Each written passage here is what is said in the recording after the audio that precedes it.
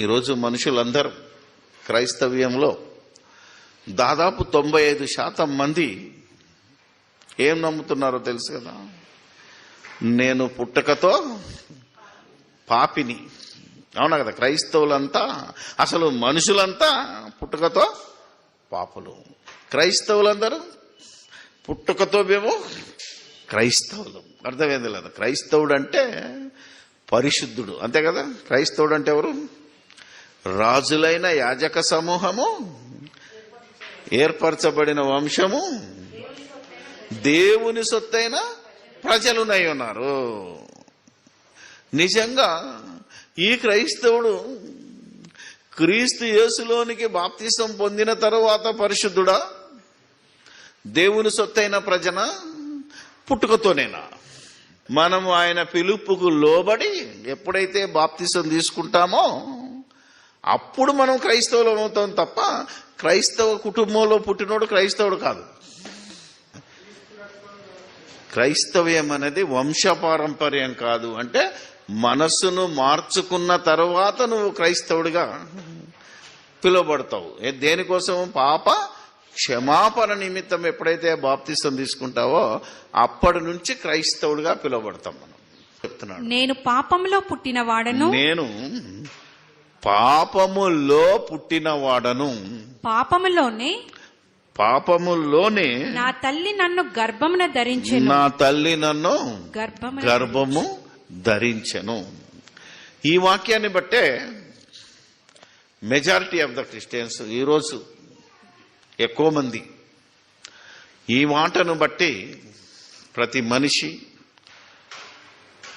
ఏం మాట్లాడుతున్నారో తెలుసు కదా? జన్మతో పాపి, పుట్టుకతో పాపి. జాగ్రత్తగా వినండి, 2 సార్లు పలికాను ఈ మాటను. పుట్టుకతో, జన్మతో. ఇప్పుడు కీర్తనల గ్రంథం 5లో ఏమున్నది? నేను పాపములో అన్నాడా, పాపముతో అన్నాడా? పాపములో అంటున్నాడు తప్ప పాపముతో అనలేదంటే ఇప్పుడు ఈ అక్షరం లోకు తోకి ఈ అక్షరాన్ని కనుక నువ్వు జాగ్రత్తగా వాడకపోతే మరలా ఇది నేను చంపుతుంది. దురాలోచన చూసారా? దురాలోచన నిన్ను బతికిస్తుంది, దురాలోచన నిన్ను అక్షరములో ఒక పూరాక్షరం కూడా కాదు. ఇప్పుడు చెప్పిన ఎగ్జాంపుల్ అయితే కొమ్ము, దీర్ఘం.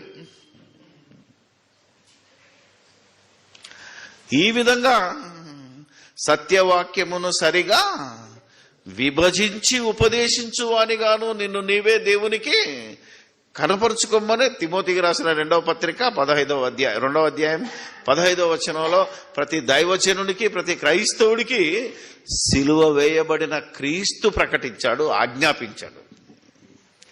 దాన్ని బట్టి మనం ఈరోజు ఆలోచిస్తే పాపములో పుట్టడం వేరు, పాపముతో పుట్టడం వేరు.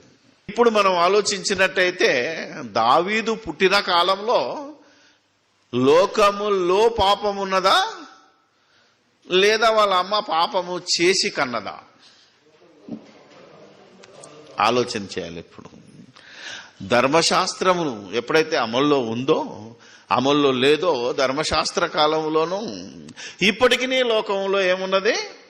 పాపం ఉన్నది. నో ప్రాబ్లం అంటాను. లోకములో పాపం ఉన్నప్పుడు నేను పుట్టాను, లోకములో పాపం ఉన్నప్పుడే నా తల్లి నన్ను గర్భమున ధరించెను అన్నాడు. ఇది 100% రైట్. లోకములో పాపం ఉన్నప్పుడు. అంతే తప్ప మా అమ్మ పాపము చేస్తే నన్ను కన్నదన్నాడా? ఒకవేళ మన అమ్మ, మన అయ్య ఇద్దరు వాళ్ళు పాపము చేసినా పుట్టేవాడు మాత్రం పాపి కాదు. ఇప్పుడు అర్థం చేసుకోవాలి. అది బైబిల్ నీతి, ఇది దేవుని నీతి. ఎందుకంటే తండ్రుల పాపము పిల్లల మీద మోపనని అప్పటికే చెప్పేశాడు. ఎవని పాపం వాడిదే.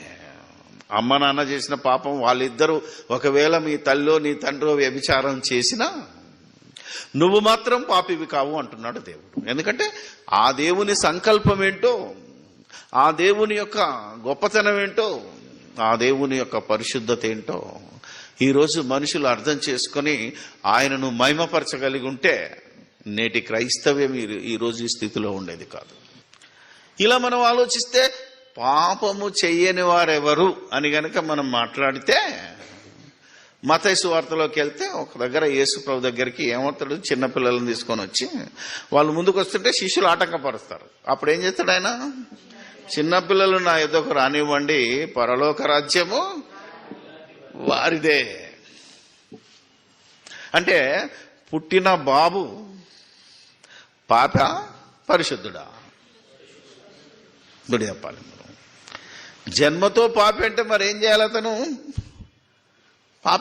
బాప్తిసం తీసుకోవాలి కదా. నేను పాపిని అని ఒప్పుకొని బాప్తిసం తీసుకోవాలి. మరి ఆడికి మాటలే రావే, అసలు దేవుడు అంటే తెలియదు, ఏం తెలియదు కదా, ఆడికి పాపం తెలియదు, పుణ్యం తెలియదు. కానీ మనిషి పుట్టుకతో పాపి అనే కాన్సెప్ట్ లో ఉన్న ఏం చేస్తారంటే, ఏమండి 8వ రోజునే బాప్తిసం చెప్తారు. మొన్న దగ్గర డిస్కషన్ చేసినాం, 8వ రోజున ఎట్లా ఇస్తారు బ్రదర్, తప్పు కదా, అతడు పాపినని మారు మనసు పొందితేనే బాప్తిసం ఇవ్వాలి కదా. అంటే అప్పటిదాకా ఎందుకు, పుట్టిన వెంటనే మనం అన్ని కడిగేస్తే నీళ్లు చల్లితే వాడు బతికినంత కాలం మంచిగా బతుకుతాడు కదా. ఎంత అవినీతో చూడండి మీరు, ఎంత అన్యాయమో చూడండి, అక్రమం అది.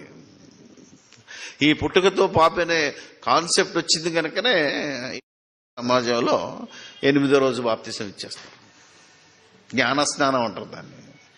ఆలోచన చేయండి. అందుకని ముందు కాన్సెప్ట్, పరలోక రాజ్యం వీరిది అన్నాడు అంటే వీరి వంటి వారు అంటే ఇలాంటి వారు పుట్టుకతో, ఒకవేళ చిన్న పిల్లోడే అనుకుందాం, నెలల బాబో పాపో చనిపోయాడు అనుకో, ఎక్కడికి వెళ్తాడు ఇక?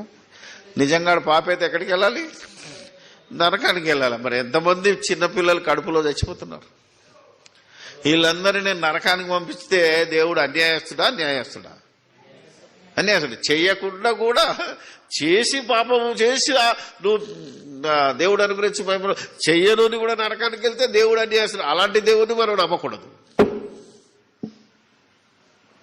అందుకే హేతువాదులు దేవుడే లేడంటున్నారు. మరి అంతే కదా, మీరు ఆలోచించారు. నాస్తికుడు ఏమంటే దేవుడే లేడు, నన్నెందుకు పాపిగా పుట్టించాలా, మళ్ళా నన్నెందుకు మారమనాలే, నేను మారకపోతే నన్నెందుకు నరకానికి వెళ్ళాలి. ఇది దేవుడి తప్పు ఇది అనుకుంటే. ఎందుకంటే మనిషి ఖచ్చితంగా స్వతంత్రుడు గనక మాట్లాడే అధికారం ఉంది. చూసారా ఎన్ని విధాలుగా మనకు కొడుతున్నాయి అంటే. అసలు అదే దావీదు కీర్తనలో ఒక మాట అంటాడేమని, గర్భఫలము దేవుడిచ్చు బహుమానము.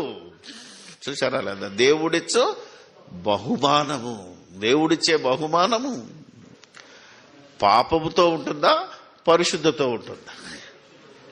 దేవుడు పరిశుద్ధుడు కనుక ఆయన ఇచ్చే ఏదైనా ఇవి పరిశుద్ధమైనదే తప్ప పాపముతో కూడుకున్నది కాదు. ఆయన పరిశుద్ధుడై ఎప్పుడైనా పరిశుద్ధతనే ఇస్తాడు తప్ప, పరిశుద్ధతనే మనకు అనుగ్రహిస్తాడు. పరిశుద్ధాత్మనే ఇచ్చాడు. పరిశుద్ధుడైన తన కుమారుడు మన కోసము బలిగా ఇచ్చాడు. ఆలోచన చేద్దాం. అందుకనే ఏ విధంగా చూసినా ఈ కాన్సెప్ట్ దేవుని నీతికి వ్యతిరేకంగా, దేవుని ఆలోచనకు, దేవుని సంకల్పానికి వ్యతిరేకంగా కనబడుతున్నది. ఎక్కడ చూసినా నువ్వు అక్షరాన్ని పట్టకుండా ఆత్మీయంగా ఆలోచించిన, ఏ విధంగా ఆలోచించినా ఇవన్నిటిని మనం ఆలోచిస్తే మనిషి ఎట్టి పరిస్థితుల్లో జన్మతో పాపి కాడు అనేదే రుజువు చేస్తున్నది తప్ప జన్మతో పాపి అనేది లేదు.